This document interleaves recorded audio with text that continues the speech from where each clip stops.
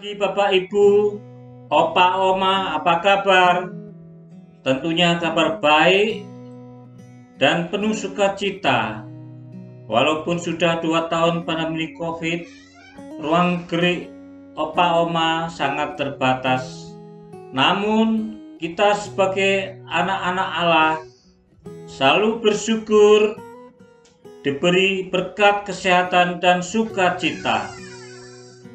Tetaplah beraktivitas olahraga dan berjemur matahari di rumah agar jasmani selalu sehat. Baiklah Pak Opa Oma yang terkasih, Shalom untuk kita semua. Saya Penatua Gunawan atas nama Majelis GKI Jati Asih mengucapkan selamat mengikuti persetujuan Komisi Usia Lanjut. Pelayan firman pada pagi hari ini akan dilayani oleh Penatua Widya Limahelu dengan tema Jadilah Pendamai dari dasar dari firman bacaan Yakobus 3 ayat yang ke-13 dan Yakobus 4 ayat yang ketiga. Mari kita bersatu di dalam doa. Bapa kami yang di surga, yang kami sembah dalam Tuhan Yesus Kristus, yang sudah bangkit bagi kami umat-Mu, biarlah kami juga hidup dalam kuasa kebangkitan-Mu. Terima kasih Bapa atas penyertaan Tuhan. Hari ini lepas hari pada kehidupan kami masing-masing dan pada kami yang sangat berbahagia kami dapat berhimpun dengan Bapak, Ibu, atau Opa, Oma di dalam persekutuan Komisi Usia Lanjut. Kami berdoa untuk Bapak, Ibu, atau Opa, Oma yang hadir pada pagi hari ini, kiranya persiapkan hati dan pikirannya agar firman yang disampaikan dapat dimengerti, dipahami, sehingga firman-Mu tinggal di hati dan dilakukan di dalam kehidupan sehari-hari, dalam damai sejahtera dan penuh sukacita. Kami berdoa juga untuk yang tidak dapat hadir karena sakit atau keterbatasan atau hal lain, kiranya Tuhan selalu hadir di tengah-tengah mereka, sehingga mereka merasakan kasih-Mu.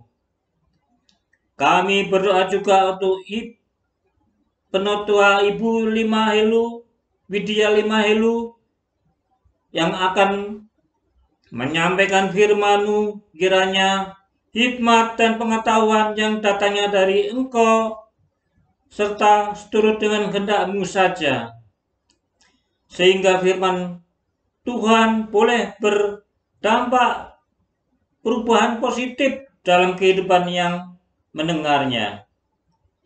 Ya Allah, kami serahkan persekutuan Komisi Usia Lanjut dari awal, pertengahan, hingga akhir hanya dalam Tuhan Yesus Kristus, Juru Selamat dan Penebus kami. Amin. Marilah kita bangkit berdiri. Kita nyanyikan pujian dari Kidung Jemaat 467. Tuhanku, bila hati kawanku.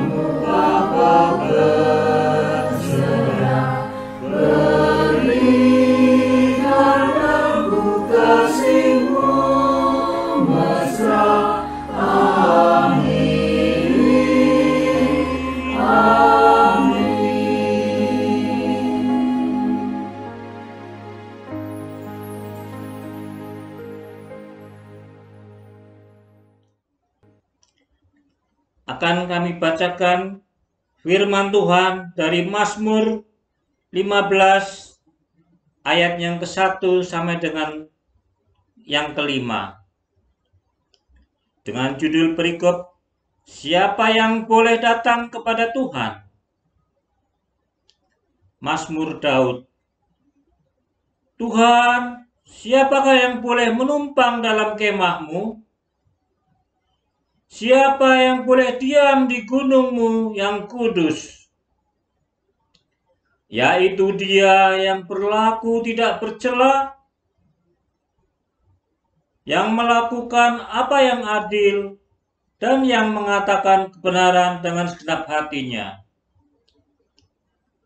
yang tidak menyebarkan fitnah dengan lidahnya, yang tidak berbuat jahat terhadap temannya, dan yang tidak menimpakan cela kepada tetangganya, yang memandang hina orang yang tersingkir, tetapi memuliakan orang yang takut akan Tuhan, yang berpegang pada sumpah walaupun rugi, yang tidak meminjamkan uangnya dengan makan riba, dan tidak menerima suap melawan orang yang tak bersalah. Siapa yang berlaku demikian tidak akan goyah selamanya. Shalom Oma Opa. Sebelum kita membaca sebagian dari sabda dan firman-Mu, kita satukan hati kita di dalam doa. Bapa yang baik, kami mengucap syukur untuk semua pertolongan-Mu yang Kau berikan kepada kami.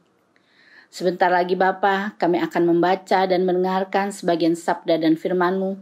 Sucikan hati dan pikiran kami, sehingga kami boleh menerima dengan baik apa yang boleh kami dengar, dan terlebih-lebih kami mampu melaksanakannya di dalam kehidupan kami sehari-hari. Kami undang Roh Kudus-Mu menguasai lidah bibir hamba-Mu, sehingga apa yang hamba sampaikan boleh seturut dengan kehendak-Mu. Terima kasih Tuhan Yesus, di dalam nama-Mu kami sudah berdoa. Haleluya, amin. Bacaan kita pada siang hari ini terambil dari Yakobus 3 ayat yang ke-13 sampai yang keempat ayatnya yang ketiga. Yakobus 3 ayat 13 sampai yang keempat ayatnya yang ketiga. Saya akan membacakannya. Hikmat yang dari atas. Siapakah di antara kamu yang bijak dan berbudi? Baiklah ia dengan cara hidup yang baik, menyatakan perbuatannya oleh hikmat yang lahir dari kelemah lembutan. Jika kamu menaruh perasaan iri hati dan kamu mementingkan diri sendiri, janganlah kamu memegahkan diri dan janganlah berdusta melawan kebenaran. Itu bukanlah hikmat yang datang dari atas, tetapi dari dunia, dari hawa nafsu manusia, dari setan-setan. Sebab di mana ada iri hati dan mementingkan diri sendiri, di situ ada kekacauan dan segala macam perbuatan jahat. Tetapi hikmat yang dari atas adalah pertama-tama murni, selanjutnya pendamai, peramah, penurut, penuh belas kasihan, dan buah-buahan yang baik, tidak memihak dan tidak munafik. Dan buah yang terdiri dari kebenaran ditaburkan dalam damai untuk mereka yang mengadakan damai. Dari manakah datangnya sengketa dan pertengkaran di antara kamu? Bukankah datangnya dari hawa nafsu yang saling berjuang di dalam tubuhmu? Kamu mengingini sesuatu, tetapi kamu tidak memperolehnya. Lalu kamu membunuh, kamu iri hati, tetapi kamu tidak mencapai tujuanmu. Lalu kamu bertengkar dan berkelahi. Kamu tidak memperoleh apa-apa, karena kamu tidak berdoa. Atau kamu berdoa juga, tetapi kamu tidak menerima apa-apa, karena kamu salah berdoa. Sebab yang kamu minta itu hendak kamu habis-habiskan untuk memuaskan hawa nafsumu. Demikian sabda dan firman Tuhan. Tema yang diberikan kita pada hari ini adalah jadi pendamai. Di dalam bacaan kita tadi ada 2 hikmat.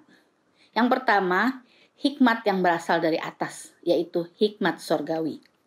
Yang kedua, hikmat duniawi, berasal dari nafsu manusia, dari setan-setan. Dua-duanya sama-sama hikmat, tetapi memiliki kualitas yang berbeda. Hikmat yang dari atas berasal dari kelemah lembutan. Hikmat yang dari atas salah satunya adalah pendamai. Apakah damai itu? Damai artinya keadaan tenang, tak ada kerusuhan, tentram. Semua orang butuh damai.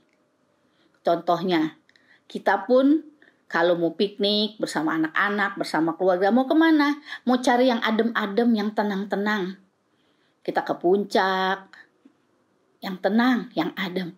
Sampai-sampai masa pandemik masih belum berpiknik, banyak orang yang pergi ke puncak bermacet-macet ria hanya untuk mencari tempat yang tenang, yang damai.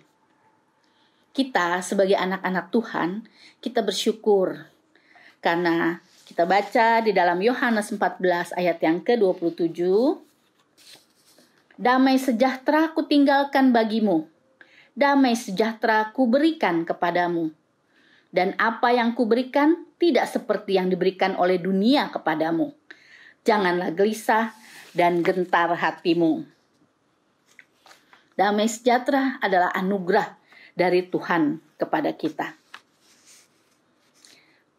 Apakah kalau kita sudah memiliki damai sejahtera, kita tidak akan memiliki masalah dalam hidup? Masalah tetap ada. Tetapi bagaimana cara kita menyelesaikan masalah itu yang berbeda.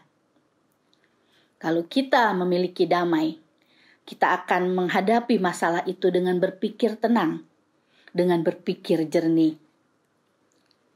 Supaya damai sejahtera itu selalu ada pada kita, kita haruslah terus berdoa. Kita mempunyai komunikasi yang baik dengan Sang Pemberi Damai. Kita selalu meminta pertolongan Tuhan di dalam menghadapi masalah kita. Seseorang memiliki damai sejahtera atau tidak akan terpancar dari tutur katanya, dari perbuatannya. Orang di sekitar kita akan merasakan apakah kita seseorang yang memiliki damai atau tidak.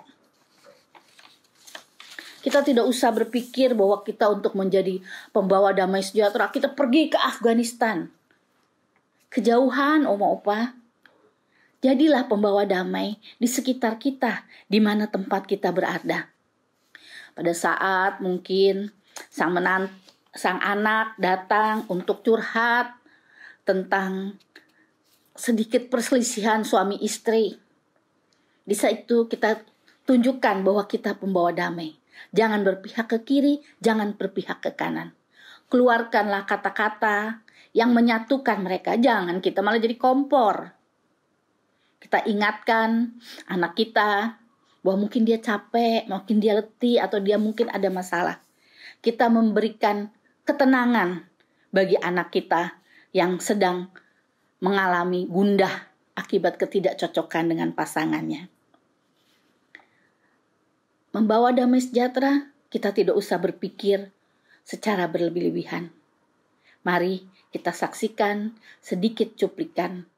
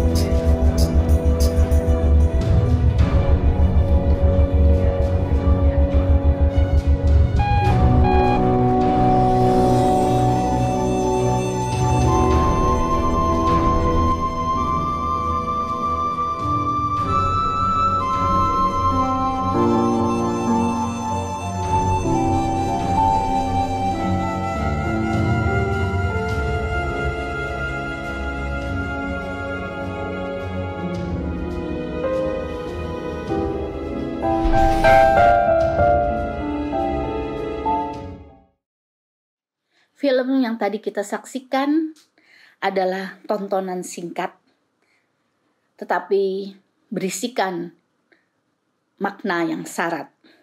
Dalam kondisi seperti sekarang di mana orang-orang egois, tidak memikirkan orang lain, kita melihat tadi, lift sudah penuh, dipaksa masuk, sehingga lift tidak bisa ketutup dan tidak bisa bergerak. Itu pun tidak ada orang yang sadar untuk mengalah. Bahkan yang terakhir masuk pun tidak ingin keluar karena dia yang menyebabkan lift tidak bisa tertutup dan bergerak. Dan semua orang hanya diam, mempertahankan pendapatnya. Mungkin dibilang, saya kan orang tua, masa saya harus ngalah. Mungkin juga bilang, saya udah duluan masuk, dia tuh yang belakangan masuk, mestinya dia yang mengalah. Apabila semua orang berpikir seperti itu, tidak akan ada masalah. Tapi kita lihat seorang ibu dengan kelemahan tubuhnya, dia yang mengalah. Ini suatu contoh, hal kecil, tetapi ibu ini sudah membawa damai. Hal kecil lain, pada saat kita ibu-ibu biasanya kalau ada acara itu di toilet antri panjang.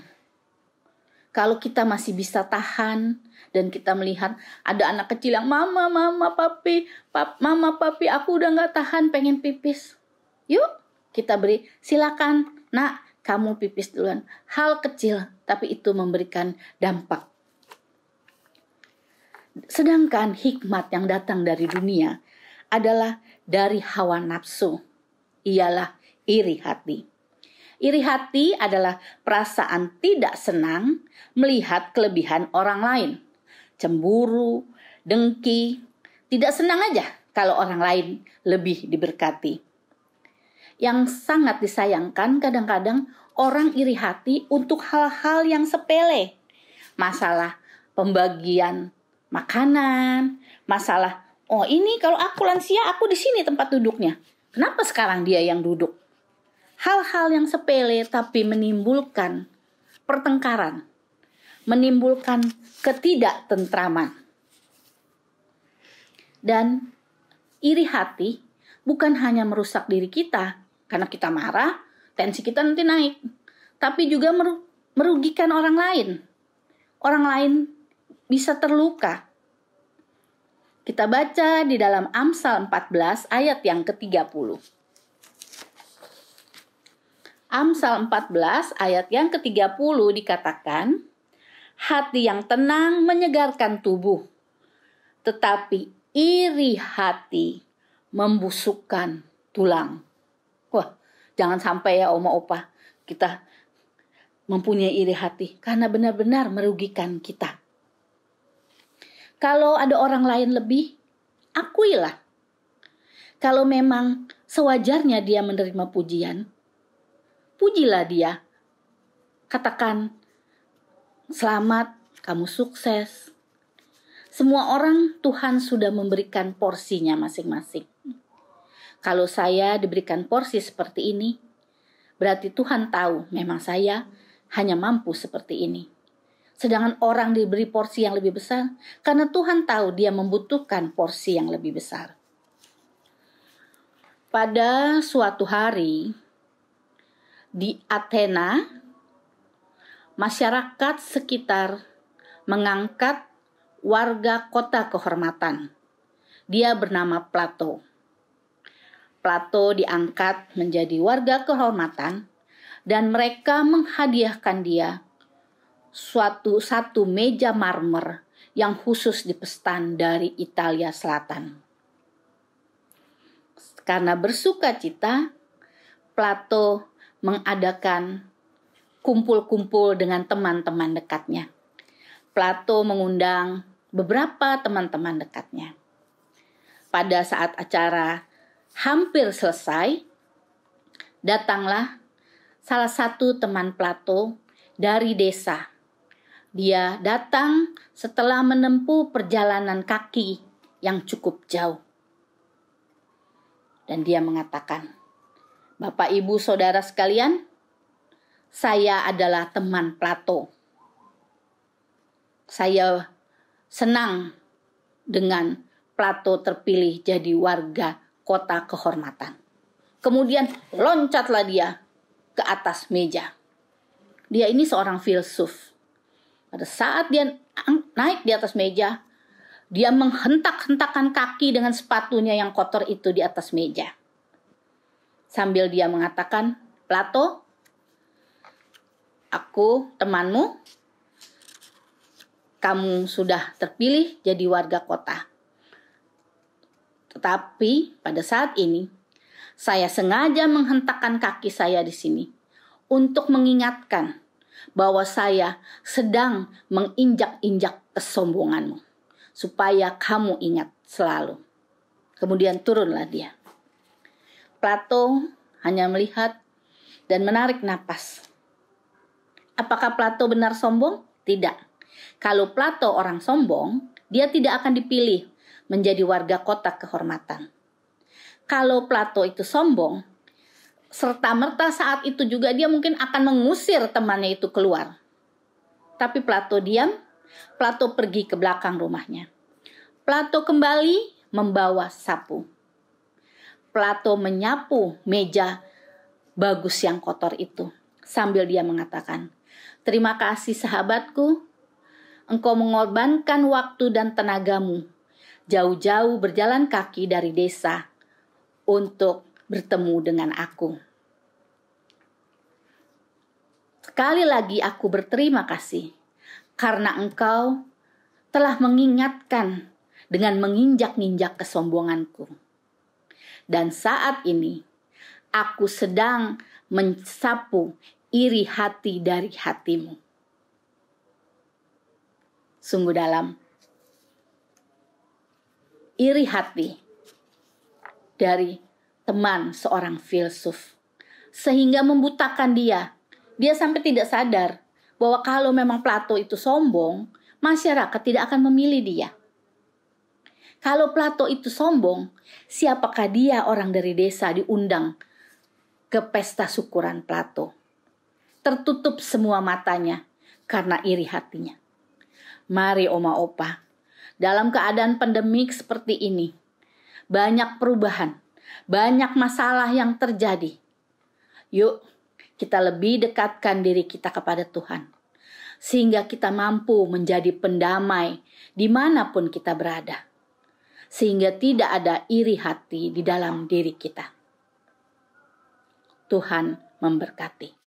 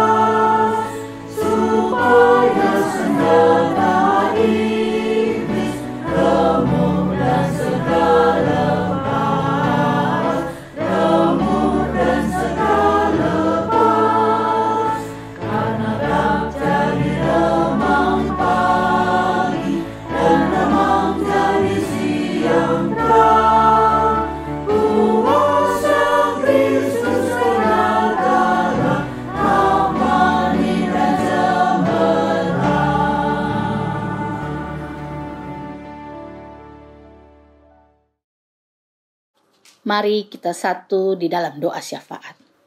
Allah Bapa kami yang berada dalam surga, Engkau maha baik, Terima kasih, Engkau memberikan kami damai sejahtera.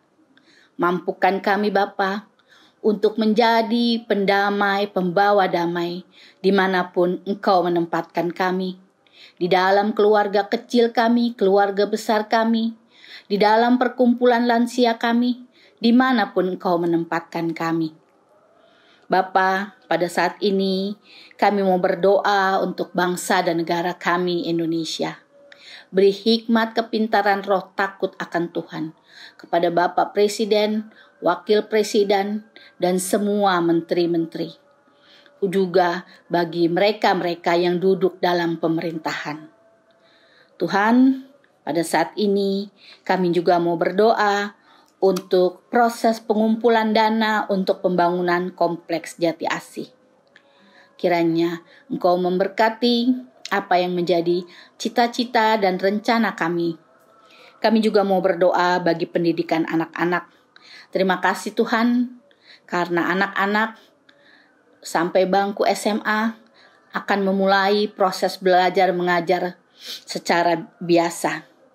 Tuhan, Engkau memberikan mereka kesehatan imunitas yang baik sehingga mereka mampu, dan dengan adanya proses belajar onsite ini tidak membuat angka pandemik menjadi naik lagi Tuhan. Kami juga mau berdoa untuk dampak ekonomi dari COVID bagi jemaat-jemaat yang terkena. Tuhan Yesus, kami mohon berkat-Mu, berkat yang baru tercurah bagi mereka-mereka. Kau mencukupkan apa yang menjadi kebutuhan mereka, dan Kau senantiasa memberikan mereka ketenangan. Kami juga mau berdoa bagi saudara-saudara kami di dalam kelemahan tubuh mereka. Bapak Evet Palengkahu, Ibu Sumartini, Dr. Aurelia Sihite, Ibu Paulina, Bapak Budiman Gultom, Ibu Suryati, Ibu Rati, Opali, Ibu Keti, Opa Joni Kale, Ibu Sri Wahyuni, Ibu Tio Minar Silaban, Bapak Bambang, Bapak Oslan, Bapak Sunung, Ibu Anitasia, Bapak Huai. Juga Ibu Ani Haruyati, Bapak Gansar, dan Ibu Heni Wijaya. Tuhan Yesus, kami mohon bilur-bilur-Mu, Engkau menjamah dan memulihkan apa yang menjadi penderitaan dan pergumulan mereka. Berkati keluarga yang menunggu, yang mengurus. Engkau memberkati obat-obatan dan segala usaha yang mereka lakukan untuk kesembuhan mereka. Juga Tuhan, kami mau berdoa untuk para lansia. Di dalam masa umur yang sudah tidak muda lagi Tuhan. Mampukan mereka untuk terus bersyukur, untuk terus memandang bahwa Engkau adalah yang baik. Mampukan mereka menyesuaikan diri dengan keadaan yang terbatas untuk berpergian, terbatas untuk keluar. Sukacita, damai sejahtera, kebahagiaan kiranya beserta dengan oma opa sekalian. Bapa, saat ini kami akan sama-sama berdoa menaikkan doa yang telah Engkau ajarkan. Bapa kami yang ada di surga, dikuduskanlah nama-Mu, datanglah kerajaan-Mu, jadilah kehendak-Mu di bumi seperti di surga. Berikanlah kami pada hari ini makanan kami yang secukupnya. Dan ampunilah kami akan segala kesalahan kami, seperti kami sudah mengampuni orang yang bersalah kepada kami. Dan janganlah membawa kami ke dalam pencobaan, tetapi lepaskanlah kami daripada yang jahat. Karena Engkaulah yang mempunyai kerajaan dan kuasa dan kemuliaan sampai selama-lamanya. Amin. Kita akan tutup ibadah kita. Mari kita berdoa. Semoga Tuhan Sang Pemberi Damai kiranya melimpahi kita dengan damai-Nya, sehingga kita selalu menjadi pembawa damai dimanapun kita berada. Amin. Bapa, terima kasih. Bapa, terima kasih. Bapa, terima kasih. Bapa di dalam surga,